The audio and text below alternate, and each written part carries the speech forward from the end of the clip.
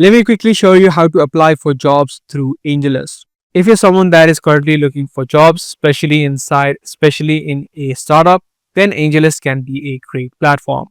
In order for you to deal with the job situation, you'll need to head over to WellFound, which was previously known as AngelList Talent.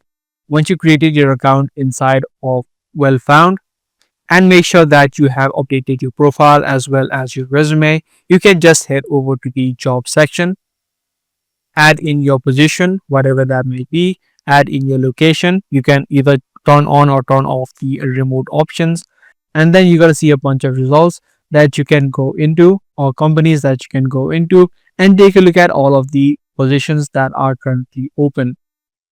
If you see a job that you like, you can just click on the apply button. Now, depending upon what you have added inside of your profile, you may require to update it in order for you to apply to a certain position. But pretty much the applying process is going to be the same.